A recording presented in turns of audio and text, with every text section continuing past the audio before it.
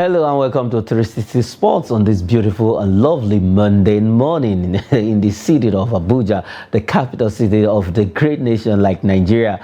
We are the powerhouse of Africa when it comes to the country in the continent. And I'm Emmanuel Fashimi. We'll be taking around the whole world of sports. It was actually a very great weekend for Nigerians in all of the sport, from basketball to arm wrestling to rugby. We dominated our friends, our brothers, our neighbors, the Ghanaians, in all of the sports we participated in this weekend, and it was a fantastic and sweet victory for Nigerians out there over the weekend. And I was just proud to be in Nigeria. We actually suffocated the Ghanaians. According to our president, let Nigerians breathe. We actually suffocated them in all of the sports.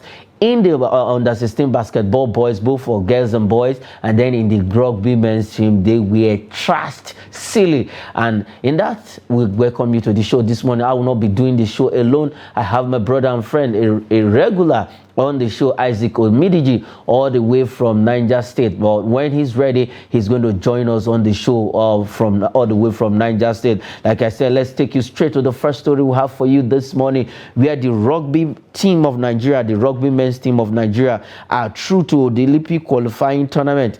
Right there in Zimbabwe, despite they lost the final to Algeria. The Nigerian's rugby national team, the Black Stallions, lost to Algeria in the final of the pre-Olympic qualifying series in Mauritius. That was on Sunday. However, the team are through to the qualifying round of the rugby event for the 2024 Olympic Games in Paris, France, come next year. The Black Stallions, who made it to the final on the backdrop of an impressive win, they lost to the Algerians 24-5. It ended, and Nigeria had earlier defeated Ghana 24-7. They beat Burundi 43-14. They trashed Congo by 43-0. Congo never recorded any goal at all in the quarterfinal. They also defeated Botswana 33-5. They won all their games until the final, where they lost to the Algerians 24-5. It ended. Despite that loss, they've qualified for the Olympic qualifying tournament that will be coming up in Zimbabwe earlier this year.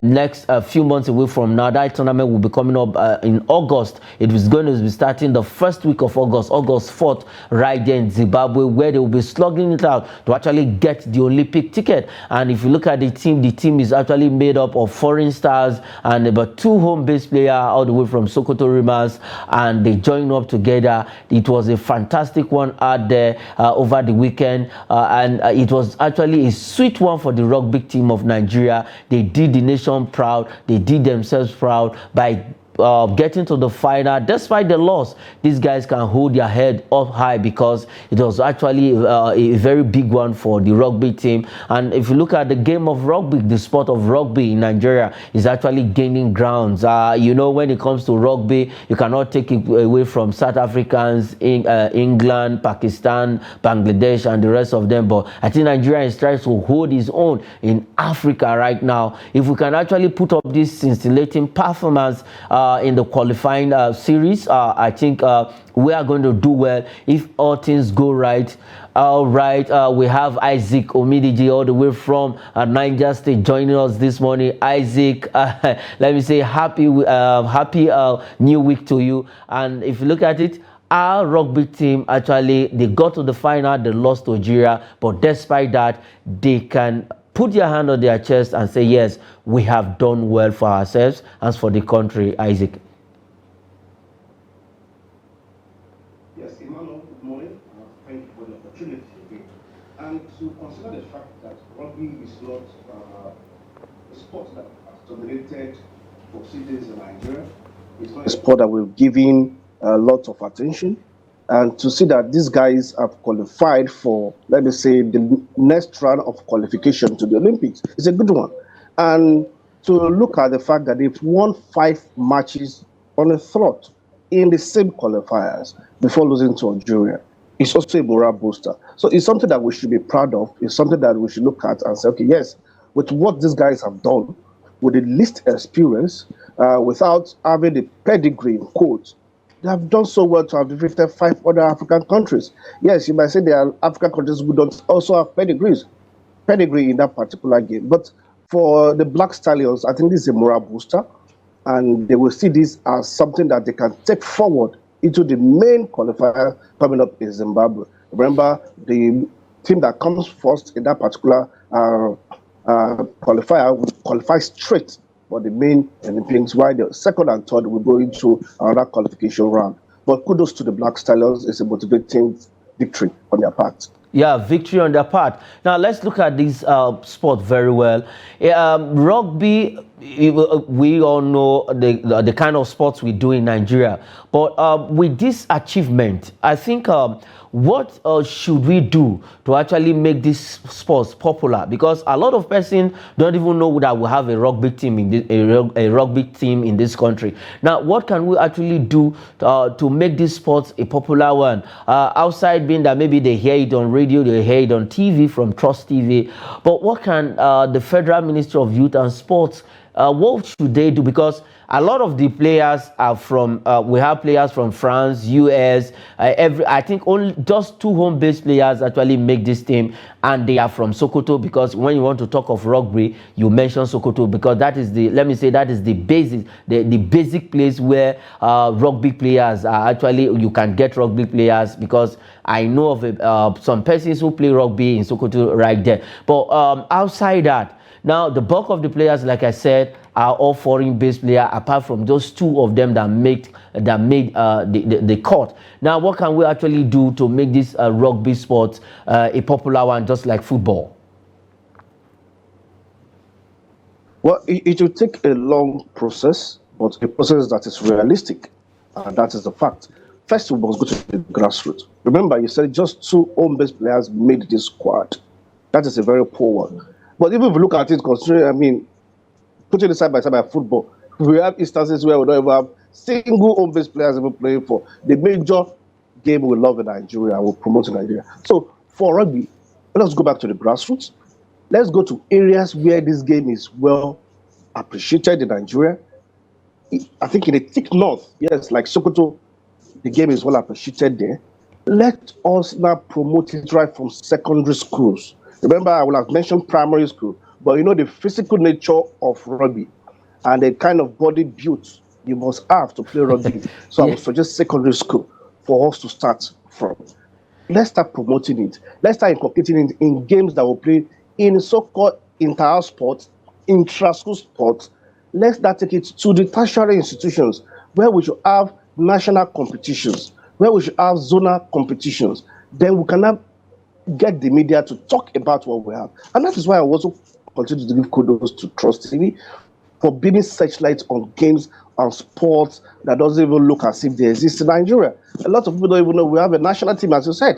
But yeah, the Black Stallions doing us proud currently. So we must do enough to bring about a lot of competition right from the grassroots. And then when it gets bigger, we can get investors coming in to sponsor. And from there, the media should be able to do enough in projecting what is happening right from the grassroots. With that, it will be popular, but it will take a time. All right, with that, it will be popular. We just have to go back to the grassroots to make this sport actually a popular one. Rugby, like you mentioned, you have to, you need to build your body, your physical structure. You just need to be strong if you actually want to play rugby. We had a player who plays for Wolves some time ago. He has the kind of shape that those rugby players actually have. The rugby event happened right there in Mauritius, and the pre-Olympic qualifier will be coming up in Zimbabwe by September this year. We hope, like you heard, the first person get the automatic qualifications to Paris 2024, and then the first runner-up and the second runner-up will actually go on playoff and go and slug it out with other nations of the world who want to get the ticket to Olympics. I pray that Nigeria tops that table, wins the tournament, and then get the automatic qualification come Paris 2024. These guys have done well.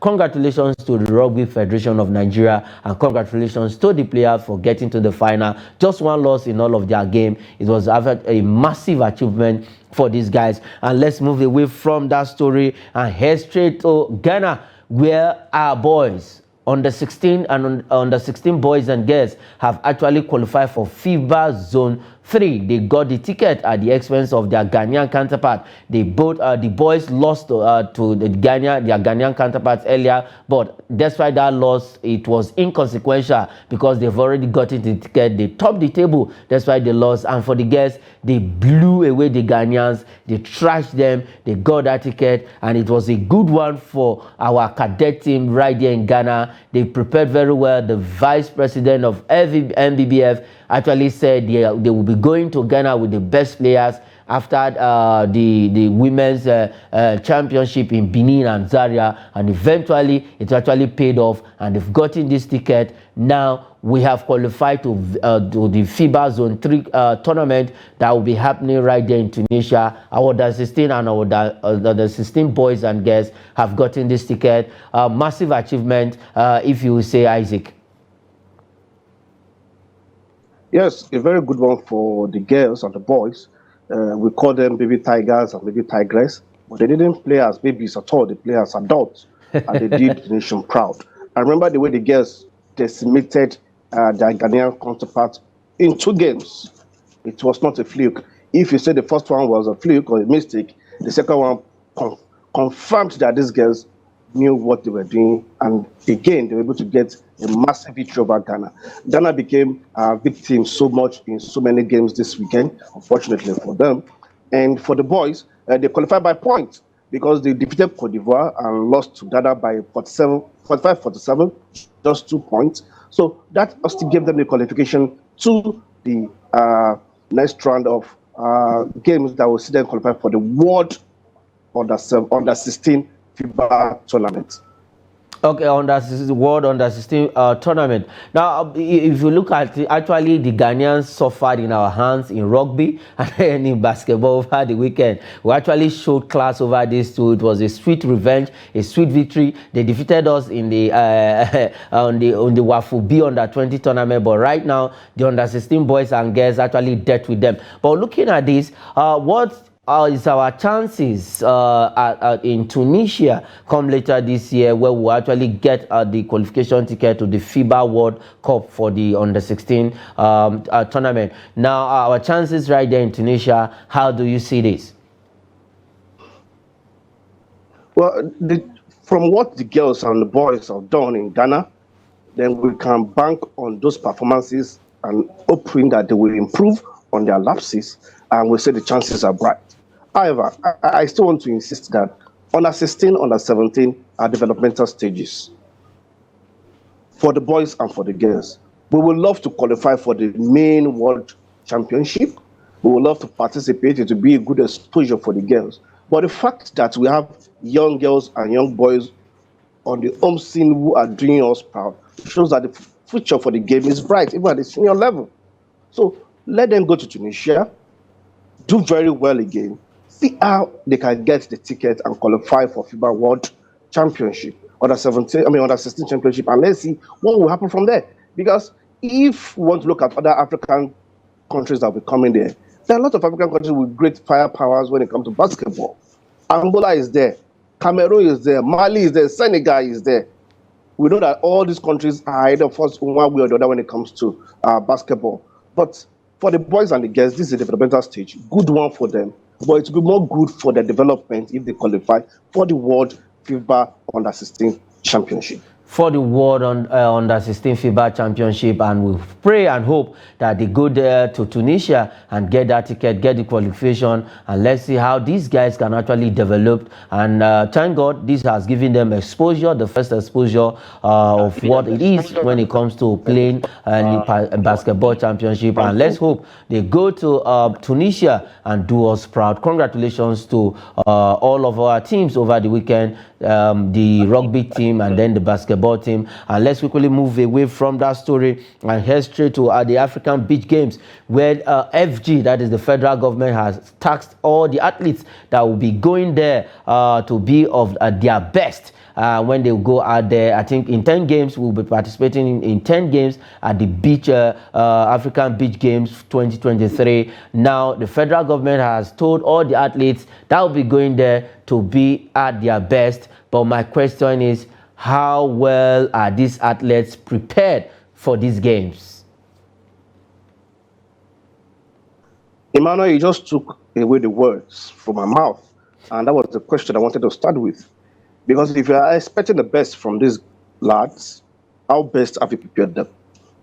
What best conditions are they for this particular championship? This is a beach championship that is coming up. This is the second edition of the African Beach Athletics Beach Championship on the continent. So many things have not been known about this particular tournament. These players are even going without much information about what they have done, how they prepared, and we're taxing them with the best performance. So the question should be, how prepared are they? What has the government given them that will serve as impetus for their preparations? If we don't do that, it's not good. It's not all go well for us. Remember, we're participating in handball, volleyball. These are two areas where Nigeria is very strong. And I think out of the 10 games we'll be participating, I think the places where I think we might not do very well is one, and that will be swimming. I don't really look forward to us winning medals from that particular game in Tunisia. However, for karate, for handball, for volleyball, for athletics, for badminton, I expect us to do very well. But these athletes must have been prepared very well. These athletes must have been well motivated. Remember, what is at stake is the World Beach Championship.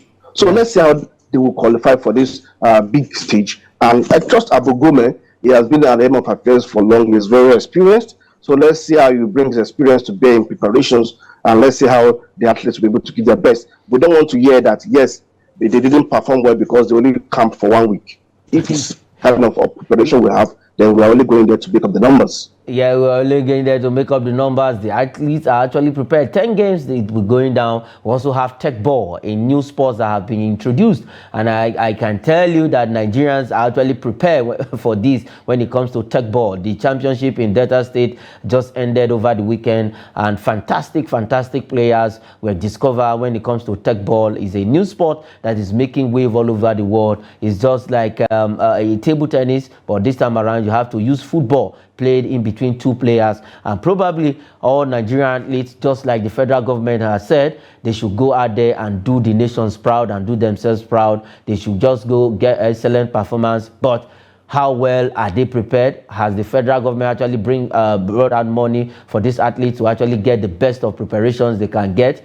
It's not left to be seen. Let's not hear stories like Isaac said, when they come back, we're not even giving camping allowances, whatever. But I believe we are going to hold our own when it comes to the beach games 2023. We just wish all the athletes that will be going there very well. We wish them well. Let them go out there, do us proud, do themselves proud, get the medals, get the qualification. That is the main aim of this event, and let's see how we go from there. Let's move away from that story and head straight to where Nigerians also actually this time around, the Ghanaians also suffered when in this particular event. The arm wrestling, Nigerians have actually qualified, picked the World Games ticket that will be happening in Saudi Arabia come later this year. Nigeria Olubisi Oyewusi and Muazu Zanu have qualified for the 2023 World Combat Games scheduled to hold in Saudi Arabia later this year after coming out tops at the 12th African Arm Wrestling Championship, which was held in Ghana. Oyewusi qualified for the World Combat Games in women's 90 kg category after defeating Ghana's Alberta Ampoma, while Zanu secured her ticket in the 55 kg class after beating another Ghanaian's Rachel Lankai in playoff bout. Also, Team Nigeria Arms Wrestling placed overall third best team as they won a total of 33 medals, that is 10 gold, 9 silver, 14 bronze, equaling 247 points. Nigerians this time around, we have dominated the Ghanaians all round. But the good news is these two ladies have picked the World Combat ticket that will be happening in Saudi Arabia later this year. Isaac. I'm happy for Yewusi and Zano for the feats in the 90 kg and 55 kg respectively. And congratulations to the team also for amassing 33 medals altogether. It's not a fluke at all. I'm coming third in that particular tournament in Ghana. Sorry again to Ghana for us coming down to Accra and giving them, the best of what Nigeria can offer. it's not just only about jollof rice. In other aspects, we're also very good. Of course. So for the girls who will be representing us in Saudi Arabia, they've gotten the experience.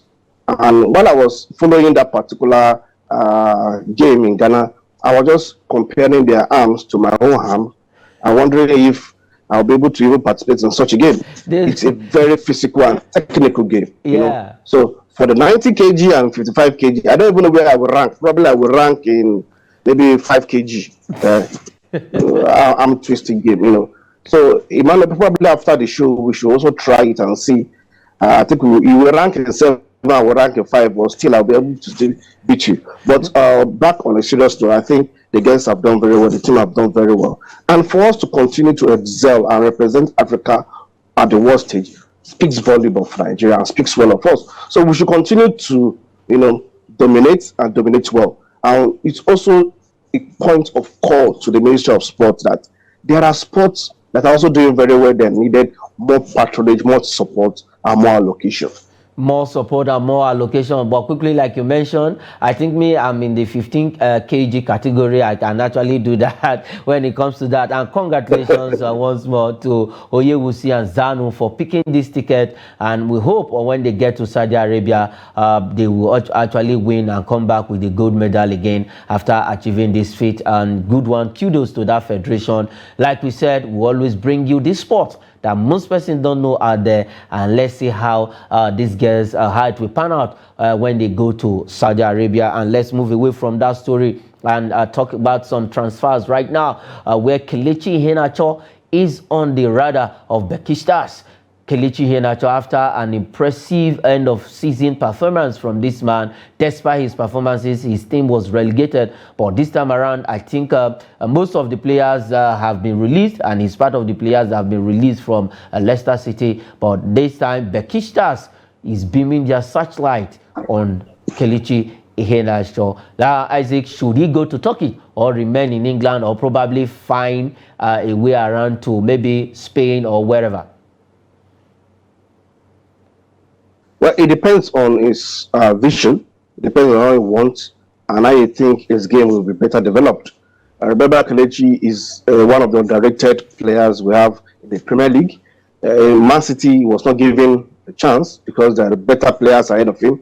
In Leicester City, where we expect that he will be a regular, he has not been. But whenever he's called upon, he has shown what he can do. That he is a good striker. It might not be the fast striker. It might not be the striker that run and score with wonderful thunderbolt, but he's a striker that knows how to score goals. But there is no doubt about that with Kelechi Iheanacho.